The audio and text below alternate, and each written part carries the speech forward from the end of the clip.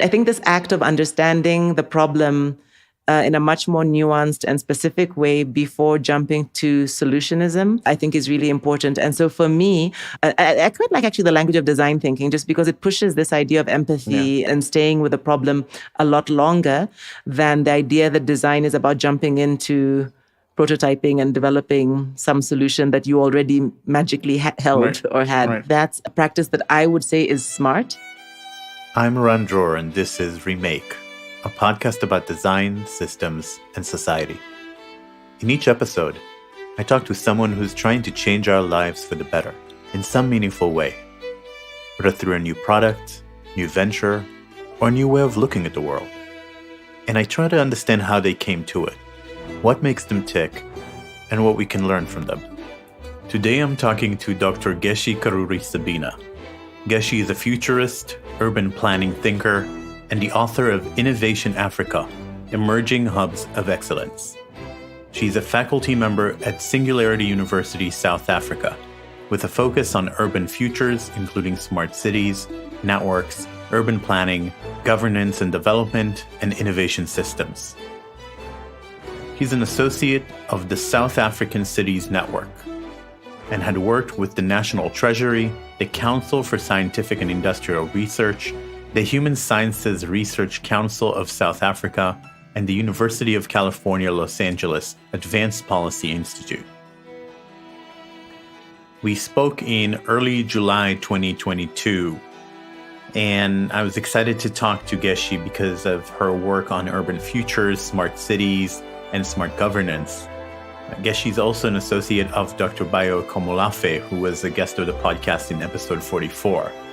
And it was really good to talk to Geci and absorb her approach to urban planning, smart city, and decolonizing. We talked about the value and importance of speaking your truth and how she learned that in childhood. Her journey from Kenya to the United States and then to South Africa.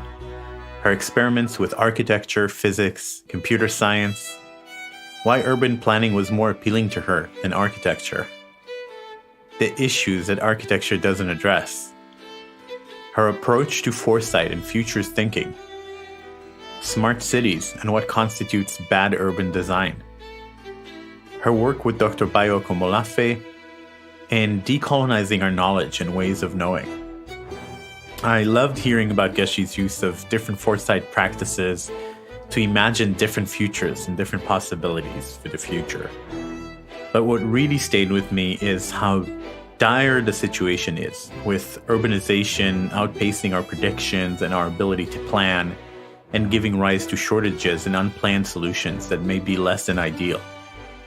We need every tool in our creative toolbox to make sure our cities grow to be a place of diversity, creativity, and opportunity, rather than their opposite. This episode is especially rich with resources and references, so I want to encourage everyone listening to check the show notes. We are fairly meticulous at listing and providing links to every article, book, person, or resource mentioned in the episode. We have close to a dozen weekly episodes already lined up for you with thinkers, designers, makers, authors, and entrepreneurs who are working to change our world for the better. So follow this podcast on your favorite podcast app or head over to remakepod.org to subscribe. And now let's jump right in with Dr. Geci Karuri-Sebina. All right. I'm sitting here with Geci Karuri-Sebina. Geci, welcome to the program. Thanks, Aaron. Thank you a lot. All right. And so I'd love to start this conversation by connecting you with the world today and everything that's happening in it and everything that happened in the past couple of years, and ask you what it's like to be you these days in the world. Wow, that's an opener. I think it feels a bit overwhelming. I think for anybody who's in the space of trying to do things, being involved in positions of whether it's leadership or, institutions that are meant to be doing something, I think it feels like a heavy burden to own and act in those spaces where so little is, feels certain, if it ever was, maybe less than ever. So I think that does feel like a heavy burden to bear. But I think in terms of where I am in my life right now, I think also in a way experiencing a bit of relief, feeling that I don't have to solve these things. And maybe I never could have. Yeah, combination of weight, but also sort of a bit of a light that says, just be careful what you understand of your role in that. Yeah. I wish I could take some of that from you. I still struggle with the sense that I could do something and not quite being sure what it is. But I think one positive thing that came out of COVID in recent years is really, I think a lot of people are realigning their priorities. You know, we used to fly around the world to do projects, and we know now, unless it's absolutely necessary, we won't fly. You know, there was a big lull in pollution for a couple of years. Yeah.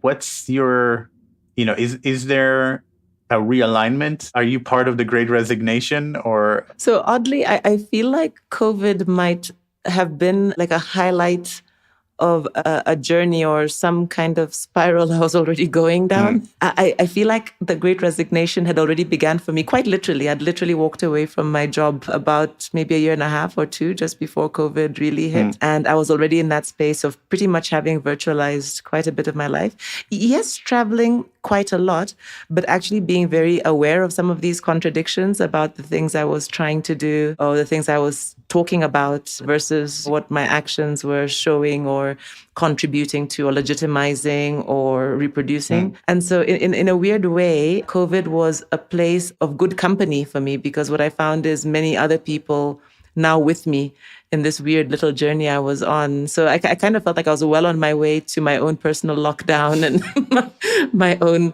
sense of these sort of existential questions and uncertainties.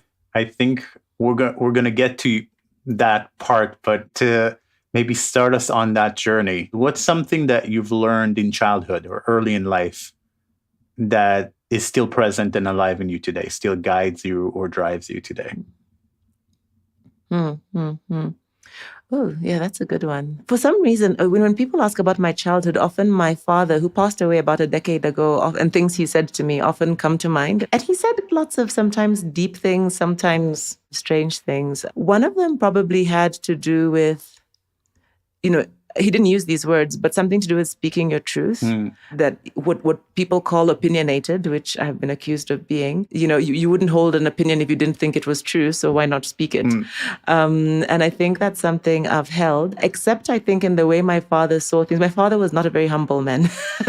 He kind of he'd had to fight for everything he had. And so he was very, very learned and very assured. I think I share maybe the learning in the sense that I've tried to be learned, but I'm far less certain of things than he was. But I think I've held that idea that it's worthwhile speaking your truth, even if you're not certain of it, and even if you might change your mind tomorrow. And I've really tried to do that, and I found it quite enriching because it evokes a response from the universe in some way. And in that response, I think often is the learning or the unlearning, how the question changes or how the idea changes, but that there's value in putting out that thing that you think or feel and owning that you feel or think that at the moment and not worrying too much about people thinking it's weird. I connect with this on two levels. One is, as an Israeli, we're very opinionated, and we're part of a culture that's really encouraged. We're encouraged to speak up, speak our truth, and kind of reach the truth through argumentation. The other is design, where the word opinionated, it's one of those fields where the word opinionated is actually a positive thing.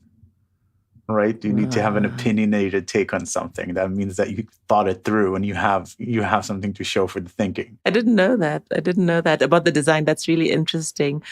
On the first, it's really interesting because I grew up in a house where my father made us debate all the time. And he'd always say, ultimately, I'll make the decision. I'm the head of this house. But I encourage you to feel free to present your positions and to argue your views. And we grew up from a very early age having to do that. And there are issues with it, of course. I think we don't live in a world where everybody thinks or does things that way. And sometimes it can create distance, actually, with people who are conflict averse or people who see that as somehow confrontational. And I faced that even in my personal relationships quite a bit, that I've had to recognize that even though I have a high appetite for debate and argument, not everybody does and not everybody is comfortable with it. Yep.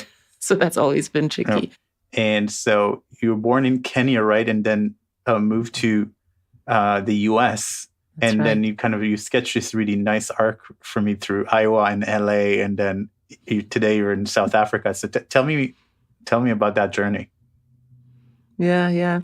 So born and raised in Kenya, and so my folks were there and everything. And when I was 17, there was lots of unrest in Kenya, and the universities basically would shut down, and they kind of still do every time there was any kind of political, a sort of noise. The first thing they'd do, because the varsity students would be very politicized and take to the streets, so they'd close down the university, and so. My parents were a bit anxious that my sister, who was 2 years ahead of me, had been out of school mostly for those 2 years, just had gotten a job literally and wasn't in school. So my father was part of the kind of just post-colonial generation of professionals who'd been taken around the world, and he'd happened to be in the US. And so his brothers actually had settled and never come back. So we had this family constellation that was around Ohio, actually, in the US, sort of in the Midwest. And so I just very randomly found a school in Iowa, which I'd never heard of and nobody I knew had ever heard of. But that kind of felt like, okay, if that's who's accepted me, that's where I'm going. And that's where I went. So I went to Cedar Rapids, Iowa. Where I initially went actually to study architecture, which also was a little bit randomly chosen, I think, from a TV show, actually. So got into a sort of a liberal arts college to study architecture, found that what they offered really was pre-architecture, and then you had to go into a full architecture program. But you could fulfill the requirements of pre-architecture and then later do the architecture. So I chose to go that route. And that was exciting because I found I had a real passion for physics, actually, and in really quite technical things. It ended up translating into a computer science major because my father couldn't stomach me being a physics major. He was like, what are you going to do with a physics major? You're going to be a teacher. Whereas computer science sounded like something useful, I guess, at the time. Just when I began my first internship and was beginning to realize there's something about this space that I enjoyed technically, but I struggled with contextually. I struggled to see how it related to the life I knew growing up in Kenya, in the sense that it didn't seem to address issues beyond the organization. And, I was working in a company where we were scanning barcodes, and that was technically very exciting. But what does that got to do with anything? I also want to play a role in this bigger societal thing that I'm seeing and really development issues. And so through a sort of serendipitous encounter, found out about sociology and ended up doing a second major in sociology. And I think in my life, I see many of those junctures where just serendipitous engagements, the path splits or a new path gets shown. And so ended up doing the two of those together, then still applied to architecture school. And that and the horrible climate of the Midwest is what took me to LA, because it was really about getting a good architecture school, but also getting out of winter. Because coming from Kenya, it was horrible. I just remember enjoying the first 10 minutes of snow and then hating the rest 10 minutes is about enough. Yeah, it was enough. Yeah, so that was the trip to LA, architecture school. Midway through that, again, I started developing a concern that I loved the aesthetic of design. I loved the language of design. I loved spatiality. But again, I was missing this piece that said, but even if I work at the level of a building, what does that have to do with these other things that are still bothering me, and they're not comfortably finding a place. And the program was also quite particular. They weren't concerned with those issues. And so there's a bit of a journey there to finding out about the world of urban planning and finding out that, the combination of the two actually did begin to pick up on issues. You mentioned these issues that weren't present in architecture and that were missing. So help me understand what these were. If you grow up as a kid, I would say maybe anywhere, but I can only speak to my own experience. If you grew up as a kid in Nairobi and you grew up seeing urban life, rural life, you grew up seeing poverty and affluence, and me being able to go to the US because the school was shut down, these were really minority experiences, seriously minority experiences. And I think I'd probably always been very acutely bothered by a lot of what I saw around me and not wanting to be comfortable with the idea that this was normal, because I didn't think things had to be like this. I'd like to call it empathy. I think it was a deep empathy with a lot of what I saw, but it's also what I was experiencing, because poverty wasn't separate from me. I mean, I didn't grow up poor, but I grew up with poverty all around me, including in my family. So it may not have been me, but it was everybody who looked like me. So I didn't feel separate from these issues. So I think I would struggle with the idea of going into a program that would, for example, in architecture, I'd be given a design project and I'd say, okay, this is really great. We can work on this, but could we just talk about the economics of this project, and can we talk about what it's going to do to these other communities who probably won't be able to engage with it in the way we're talking about? And I'd always be made to feel as though those weren't important questions to worry about, that I was worrying about too many things. Or interestingly, here's a funny one. This would have been in the early 90s. I would also raise issues around environmental issues. So I'd be concerned about, but like the impact of this building. And weirdly, it's hard. I'm sure people would deny it now, but honestly, I was told those things didn't matter. People were not concerned about the carbon footprint of buildings, and they were not concerned that we knew of indigenous ways to do this better. In fact, they didn't care about indigenous ways or any other ways, any alternatives. So I just felt like I was always bringing up the wrong stuff. It's like I was a bad-mannered student. And, it's a bit like, even now, I experience here in South Africa, sometimes I speak sometimes to architecture students, and it always happens in the class that somebody, usually a student of color, and it's kind of sad that happens, raises some issue about the community or about poverty or about gender or about whatever. And you can almost hear the groan in the class, oh, here we go again, the eyes rolling back, you keep bringing up this stuff. And I felt like that. I was that student who felt that, and I do great in the technical classes and the theoretical work, but it was in the studios is where it always came up, because there was this sense that I keep bringing up things that this isn't about. And I couldn't understand how this could not be about that. Yeah. Well, you were maybe a little ahead of your time, because now that you did it before it was cool. So I want to bring this to foresight and future thinking, because I think a lot of it ends up leading you there. And so what was your journey into this world of futurism, foresight, future literacy, I think you call it? So I would love to see how it connects. Yeah. So when I moved to South Africa, I was working at a science council. I was brought in specifically to do a lot of strategic planning work around big infrastructure domains. And so it was about systems and how we could do long-range strategic thinking. But fairly early in my time there, I think just the second year in, an Africa-wide program called NEPAD, it was the New Partnership for Africa's Development, started up. And it was a couple of African presidents running this. And it was really this big, bold vision for how Africa was going to not carry the begging bowl anymore, and we were going to do it ourselves and this sort of thing. And what I was asked to do was to lead for Southern Africa an infrastructure team that was going to think about the big regional infrastructure issues. So, transport, telecommunications, energy, water, so those big systems, and how we were going to think about regional cooperation, regional coordination around some of these big infrastructure and infrastructure backlog issues. Now, just beginning into that work, one thing I quickly realized, is that the tools one learns in urban planning, its time horizons, its ability to engage with complexity in terms of the tools I had just weren't going to cut it. I wasn't able to think and work at that scale of the whole of Southern Africa, all of the dimensions of politics and society and technical issues. There were just too many things.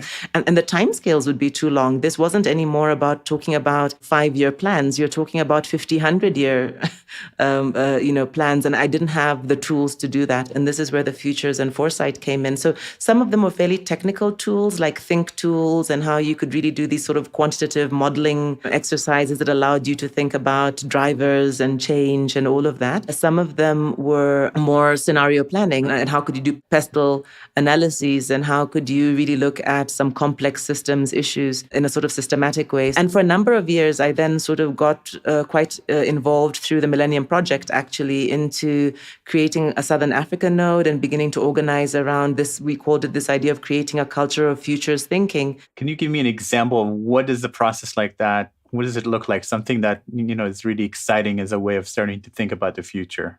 It's interesting because with every exercise, there's, first of all, an epiphany bit where one begins to realize that, even if it's something as simple as scenario planning, you realize that, but there isn't a singular idea of the future, I can actually play with how I see the future and different considerations, and they paint different pictures. And I can begin to think about whether they're futures I desire. I could begin thinking about in a fairly safe way, what would it look like to find myself in futures I don't like? Almost in the way we do with movies. You kind of watch sci-fi and you like it or you don't, but I guess you're sitting on your couch. You can comfortably indulge in this. But to be able to do that in a way that includes yourself. So there's quite a lot about personal sort of futures and personal foresight that people don't always do. I would argue that we all do it in some way. When you're buying a pension scheme product or when you're buying an education policy or something like that, you are obviously thinking about the future because you're investing in something quite futuristic. But I think we don't tend to think about the whole future, and that in fact there are various ways we can play with, think about them. There are ways we can exert influence on it. And so we did it institutionally mainly. So we did these scenarios for Southern Africa, and we painted some pretty cool scenarios about what it might look like to have a Rift Valley future if half the region continued to develop at a rapid pace while others were left behind. And we visualized that and began talking about essentially, literally a valley where you've got these two different things happening. But what could it look like to also have a future that didn't look like that? And what would be the drivers or the triggers that would fill in that valley and create more connection than separation without necessarily it being, okay, so slow down the people who are developing or just pull yourselves up by the bootstraps, those of you who are behind, because those are the kind of very flippant things we tend to think about. But how could you really in a much more textual way think about change and think about the characteristics of something you might prefer. So those sorts of things, that's the kind of thing we were doing. On the personal futures, we worked with high schools and did something called the Global Millennium Prize with high schools in South Africa. That was very cool because when you get young people, I think it's not just that they have more hope, but there's a lot more openness to imagining even things that I suppose a more experienced person might say that's crazy or that's impossible. They don't have that fear yet. They don't know what they don't know, and they're not constrained by what they know because what they know changes every day. But it's only in recent years I really began to rethink the level of determinism that kind of futuring held. And for me, it doesn't remove the value of that kind of work, but it did begin to question, how are we using the future and how and why are we doing that? And what are we leaving out? And what are the assumptions that we might hold that occlude different possibilities? And that's what futures literacy and Riel Miller's work from UNESCO has been a lot about that, about saying there is a difference between what he calls anticipation for the future, meaning you're thinking about the future because you want to do something about the future or for the future, and what he calls anticipation for emergence, which means an appreciation that actually you don't know anything about the future and you'll never know anything about the future. And so you've got to be quite reflective about what you're doing and understand your only agency is in the now. And it's important that you don't make it impossible for yourself to be imaginative and responsible in the now because you're busy obsessing in the future. So it's a really important for me cautionary, but also emancipatory way of thinking about how we think about the future. Yeah, it's really interesting. So when I spoke to Eddie Obeng, he's a professor who talks about the pace of change and how we cross the point where we can actually learn and plan fast enough to catch up with the change. And what does that mean for anyone working on trying to make a 50-year or 100-year plan? Like, can you make a 50 or 100-year plan for a city or for... So, what are some practices that you find work in this new environment? Like you called it emerging. So we're a group of people trying to think about the future, let's say, or the future of cities, and we sit together. What can we do that's actually useful in a situation like that? So that's a great question, because coming from the discipline of planning where I did, it was all about the plan, right? So the blueprint, it was the idea that you use whatever evidence you can, and we talk a lot about evidence in the policy space as well, that you could use to make the best possible plan. And then we learn, of course, over time but your plan may not be perfect because, as you said, things may change. And then you go into what we then call contingency. So you've got a plan and you've got a plan B and C and D for what you do with it.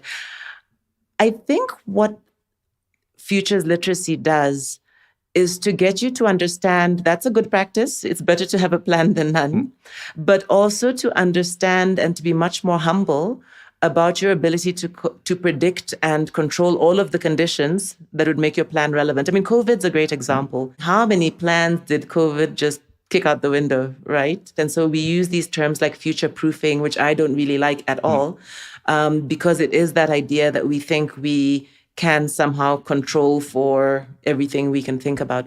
Now, what my emerging practice and what futures literacy would suggest is that you're far better understanding that if you could gain an appreciation that there are things that are emergent, there are things that you don't control about the future, your question then legitimately becomes, or well, wisely becomes, much more about yourself and what capabilities, what is the behavior you need to have to survive in many possible futures, all of which you can't predict. And then you get to really interesting things because you begin maybe coming up with words like empathy, words like flexibility, words like adaptability, words like friendship, So bringing it into the world of cities, so you're famous for talking about smart cities, and you're probably tired of that whole term, but I remember seeing the slides that you showed in one of those conferences about this rapid growth in population, exponential growth in population, increasing urbanization, and how the plans just are not catching up with the reality, right? The informal becomes the de facto plan because the plans don't catch up. So what do you recommend in the city space? How do we apply these values, these cultural values, or that you identified, or what's the right way to go about it, given that the pace is not going to slow down, it's only going to speed up? There's not really an easy answer to some of these things, but what I currently, or what I think I advocate for, is a much more appreciative form of practice. One of the things we tend to do, again, as formal organizations, and Paul Jenkins has done some interesting writing on this, understanding what makes the formal, right? And really beginning to question it, because what it really is an elite consensus about what is acceptable and right, and that anything that doesn't fit within that, which really suits rather few people, anything outside of that is then deemed informal. And so I think I advocate for an appreciative practice that doesn't begin by judging what is informal as bad or unacceptable, but recognizing that if that's the dominant practice, there's a reason for that, and there's something we've got to learn about that. And if there are things that we have to qualify who we is, don't like about that, then there's got to be some way to work into it, to work with it, not to obsess, as we have, I think, for too many years in Africa, obsess about how we can eradicate it. And we use words like that, or how we can formalize it, whatever number of, kind of exclusionary terms we use about how to deal with the majority of what's happening around us. There's got to be a different way of engaging with it. And because we're so obsessed with formalization and forms that we've seen somewhere, those become the smart city. And I really don't think that's very smart at all. And so I think an appreciative practice is what I would speak to. And I think a much more adventurous spirit. I think we've got to invite the possibility that our cities look like something we could never have imagined. And I think that's a scary thought, because everybody thinks we're trying to recreate New York or something. And I'm sure many New Yorkers would wonder why anybody would do that. And Riel Miller also often warns, and this is the humility part, that going this route may not necessarily look better. It might be a complete mess, but we're in a complete mess now. We're in a complete mess of trying to panel beat something in a way that's not working, that's not generative, that's not creating any possibility of anything different. That sparks a few thoughts. First of all, you wrote about smart cities, that they're a bit of a buzzword. I'm quoting from your writing. The shiny, pristine, one-size-fits-all alien city of steel and glass, greenways and waterways, and easily parachutes in from the north with great clarity. And then you contrast that, I think, with the things that are actually emerging on the ground, and the existing practices and the local cultures, and things that could actually be closer to what the future of those cities could be. And then the other thing that just came up as you were speaking is a law of engineering that I read recently, Gall's Law, which basically says complex systems that work evolve from simple systems that work. That's the only way for complex systems to actually be designed correctly. is to start with the simple and iterate on them. And are we at the point where, hey, we have something that works here on a small scale. How can we help it grow, as opposed to this massive plan that's very top down? Yeah. What does that start in your, or what's your response to that? So there's some pretty cool work that's been done out of Cape Town, out of Stellenbosch University. You might have seen it. I think they called it Seeds of the Anthropocene. And there's elements of that work that I quite like because it uses this language of seeds to describe, I think, what you were just speaking on just now. This idea that they are emerging, we might call them pilots or demonstrators or practices that are low res. They're not yet the way things are done, but they begin to signal different possibility, right? They're experiments or they're in situ practices somewhere, and that there's something one could learn out of that. They possibly signal different future possibilities. And that actually quite excites me. And so I really do buy into that. And the second thing is, how can we create the space for much more of that kind of experimentation? I worked, like I said, in a science council. I don't know if the figures have changed, but when I worked there, the success rate in terms of what came out of R&D that actually went into innovation and got commercialized, it was 4%. And apparently 4% was a good enough number for us to invest lifetimes, in doing R&D. But we don't do that with the policy space. We don't do that with society. We are not comfortable with the idea that actually 96% may just require trying things, and a few of them will work and many of them won't. But that's okay, because that's the only way we'll find out what works. We have this pressure to find these silver bullets, to find these unicorns that require such certainty, that requires these big bets, and we can all put our money on that horse and we can all win. It's a bit crazy. Yeah.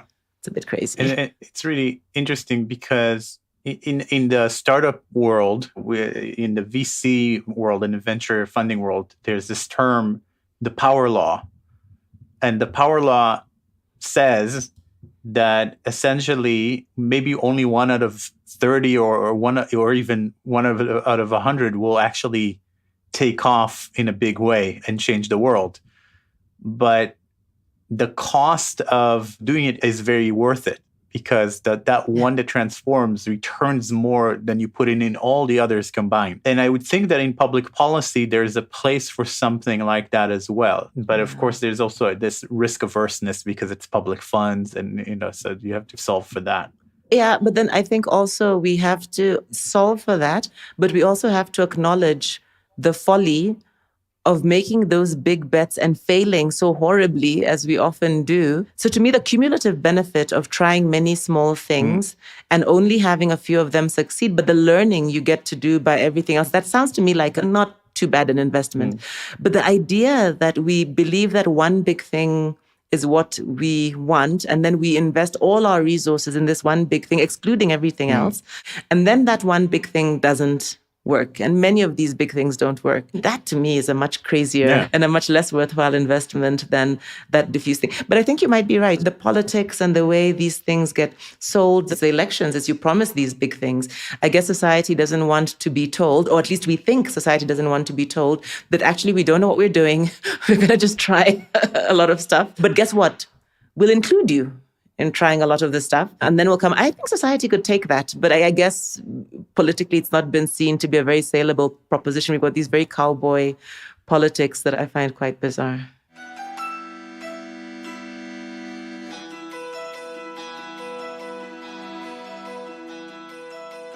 You're listening to Remake, a podcast about design, systems, and society. If you're listening on a podcast app, you already know how to follow podcasts. So please follow this one.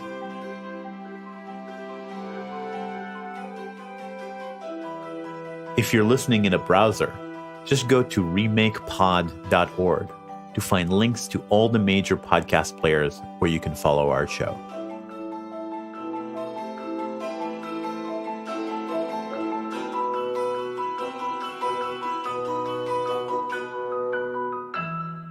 And so help me understand what good looks like. That's a common design phrase. Or what does good look like? So it doesn't have to be one thing, but give me some of the taste of things that you think are a good direction. For when we're talking about cities, what are some experiments? What are some programs that are inspiring? So I'm a big fan of very situated work. So for me, good looks like, and I know you are in the world of makers and tinkerers as well. I think that's really good. I think the idea that anybody feels inspired and permitted and encouraged to actually try and sort out things and to expand their own capabilities to try things. I think that's really good because I think that's the real definition of empowerment and education. I think good is relevance to context. One of the forms of architecture I like the least are the ones that seem like somebody in an ill-fitting suit. Like you're really wondering, like it clearly doesn't work and probably nobody really thinks it's very good, but for some reason, this person felt the need to wear this suit.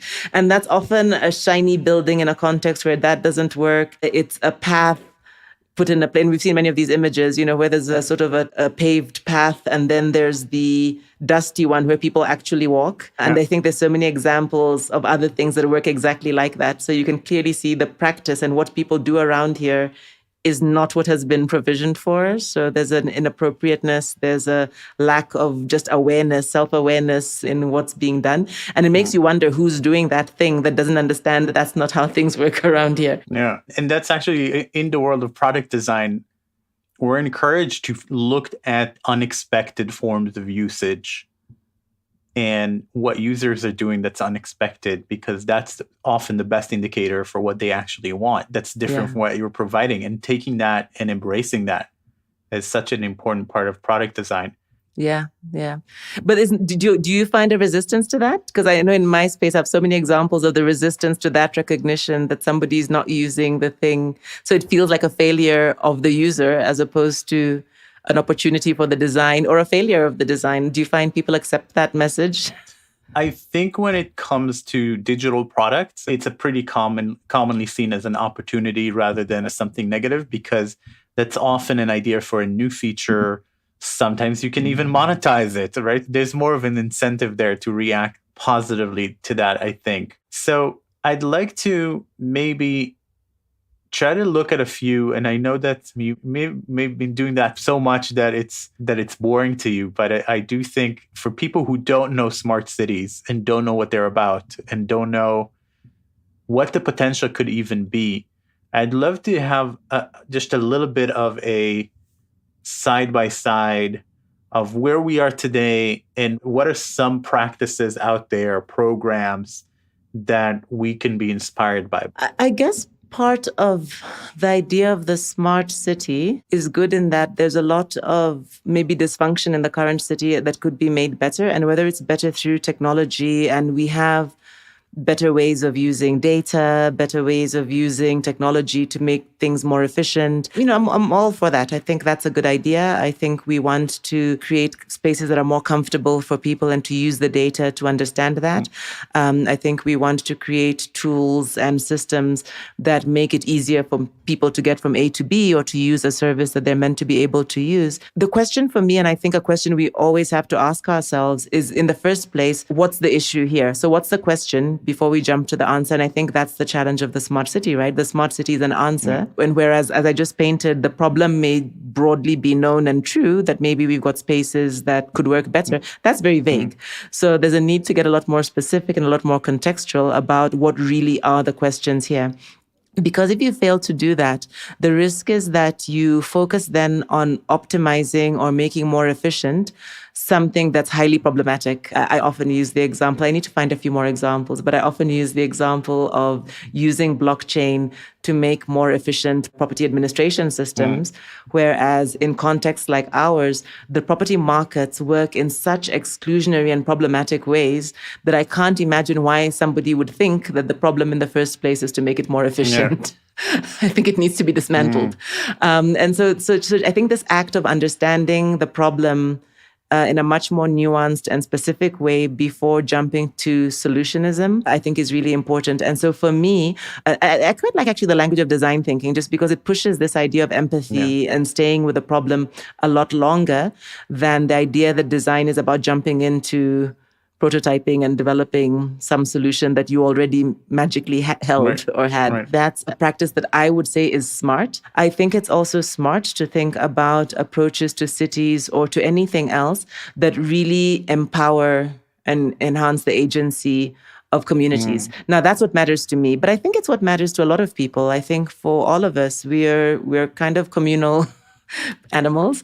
I think it's really useful and important for us to think not just about how to save the world, which we seem to spend a lot of time thinking about, but how to actually contribute positively to the agency and the capacity and the power and the freedom of everybody around us to do better for themselves. For me, it's that kind of stuff. And I do worry sometimes that maybe I've begun to sound a lot more abstract than I sounded 10 years ago, where I was very clear about my diagnosis on things. But maybe it's just where I am right now, is that I find that the need is less to prescribe and more to encourage people just to think. I was in a PhD academy last week, and it was really funny because I gave a presentation they really weren't expecting. Because you go to these academies and everybody kind of tells you how to do things, right? So this is how you do these methods, and this is how you do that thing. And I kind of did something that was a lot more philosophical, but I felt it was appropriate because that's what a PhD is. And the conversations after were really cool because people were like, it's so funny because nobody reminds us that the most important thing we need to do here is to think. Yeah. We don't use those words anymore. We don't talk about just thinking. No, it's funny. You said you're becoming more philosophical, and I was thinking, I think Bai will do that to you. That's the way that he deconstructs everything. When we talked and he started problematizing hope for me, I was like, okay, I thought if there was anything that's still definitely positive, it would be hope. But yeah, he messes everything up. So. What is, and we'll get to bio in a second, but what is C2D, capacity to decolonize? Oh. What does that mean? So yeah, that's a good one.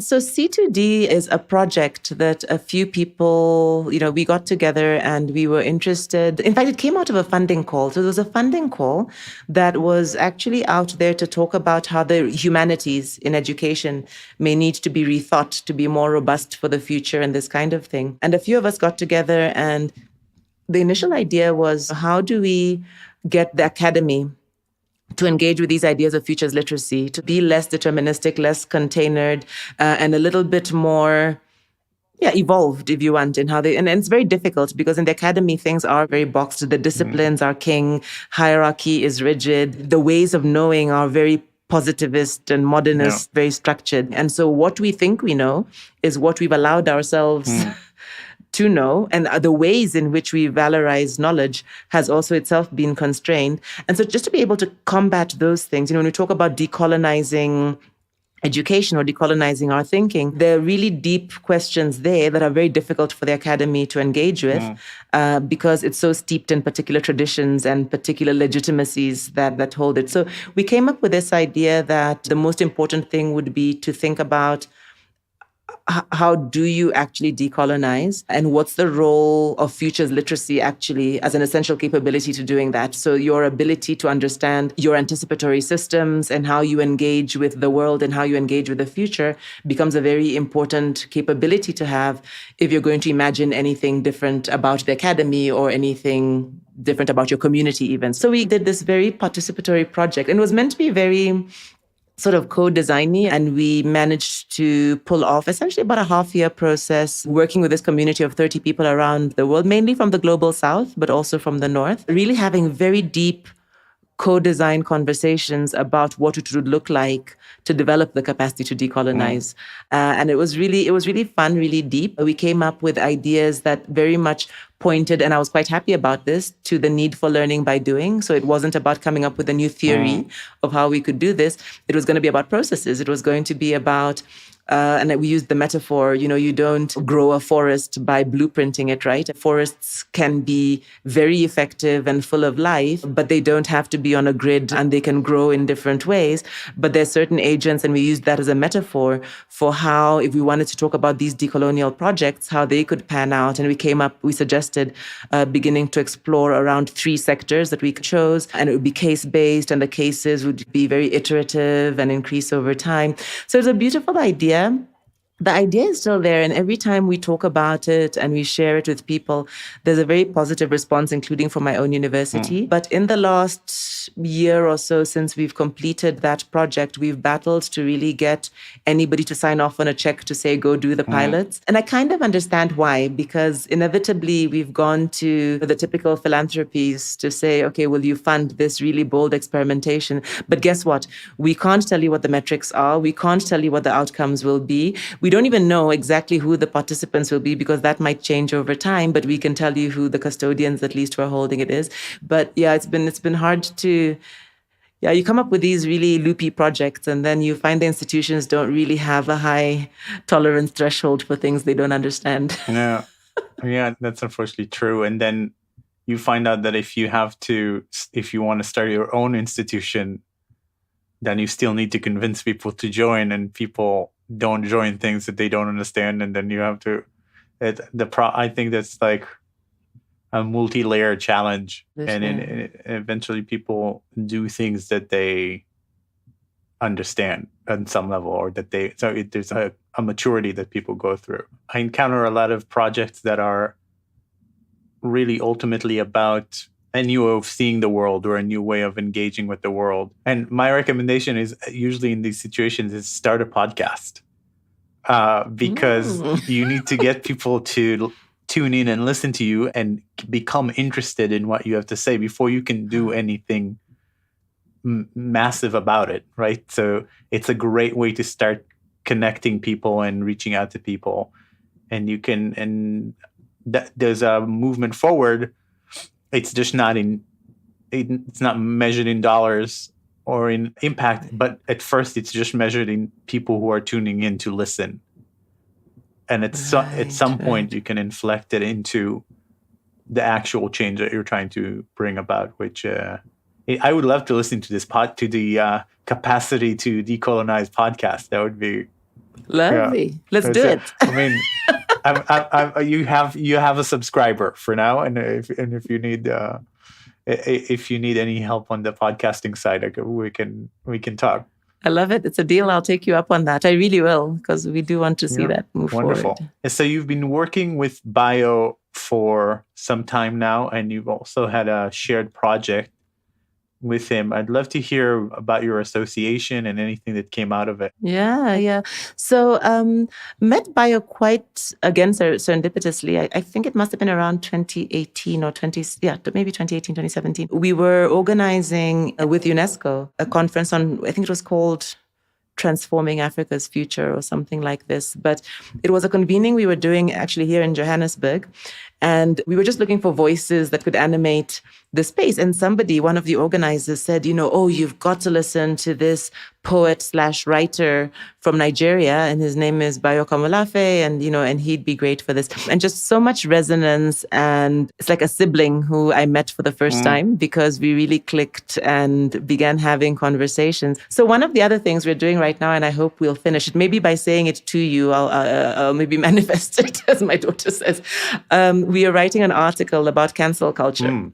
And I'm really enjoying it, because we're really exploring this whole idea of what that means sort of as people, and these things we do and we play into, and that really bother both he and I, sort of just finding a conversation space to talk about it and to question ourselves, and to invite people to question themselves too, about what these things really mean when we talk about harm, and when we talk about silencing people, and when we talk about these judgments that we've become very quick and very harsh about.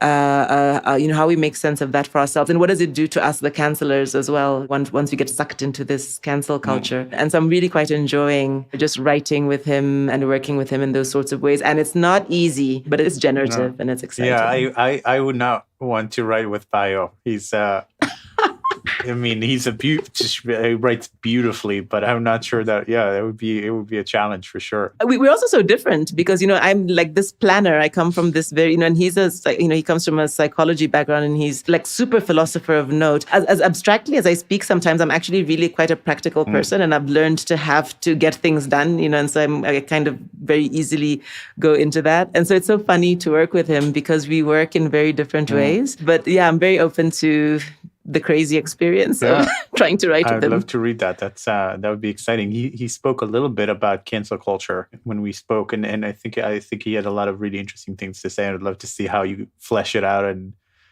make it into something that I really do think we need to hear that. I really do think, because there's two wrong directions that are now playing out in the culture, which is either cancel culture is terrible and we shouldn't care about harm at all, or it's the way to go and we should cancel everybody. I mean, clearly they're both wrong, but just putting your finger on it is so tough.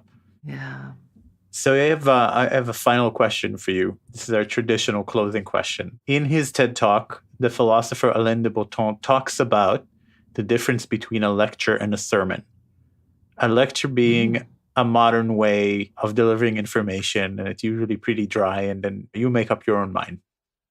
And a sermon is a passionate plea to change someone's life. And he would like to hear more sermons in this world, and so will I. And so I know that you are in a place of questioning also, but if you had a chance to give a short sermon, what would it be about? Wow. First of all, thank you for defining these two terms, because I'm going to be a lot more careful about whether I'm lecturing or giving sermons in future. Okay, if I could give a sermon about something, and I'm going to talk about this within my context. So I'm in Africa and a lot of my work is here because that's kind of where I am. So that's the context often that I'm concerned with. I think it would be a sermon about how we could do whatever we are trying to do. I don't want to say differently, but we could do it in more open and meaningful ways than what we're trying to do right now. I really feel like we're on a broken record trying to replay something that's scratched, and we could actually just get off that. And, that whole language of finding a seat at the table and trying to arrive and catch up, the language of catch up with the rest of the world, the leapfrogging so that we can get where everybody else is. But just to completely jump out of that paradigm and in a way have the permission to be who we are and to explore and find things that feel good, that make sense, that may be different. I would literally give a sermon about, I want to use the word decolonizing, but of course itself can be quite a problematic term. But just freedom, that freedom to just be different, try something else, to imagine possibility outside of what we've seen, what we think we know, what we've been told. For me, it would be in these spaces like smart cities, like with officials that are having to make decisions and what they think are the parameters of decision making. I would love to be able to give a sermon about that, and it couldn't be a lecture because I wouldn't have any definitive information to offer. But I'd love to convince people that we have the permission to try something. That's amazing. Thank you very much, Geci. I appreciate your time today. Thanks, Aaron. I really enjoyed this, and I look forward to exploring our podcast. Same here. Remake is produced by myself and Regina Rothstein. Research and editing by Louis Brady. And audio engineering by Greg Cocoveos. If you enjoyed the podcast, please consider writing a 5-star review in Apple's podcast or wherever you're listening. It helps many more people discover the podcast and also just makes us feel good. Current support for the podcast comes from my own design company, Remake Labs. We're a global strategic design sprint agency aimed at improving outcomes through repeated and rapid design interventions. Now, until next time, be well, everyone, and see you next week on Remake.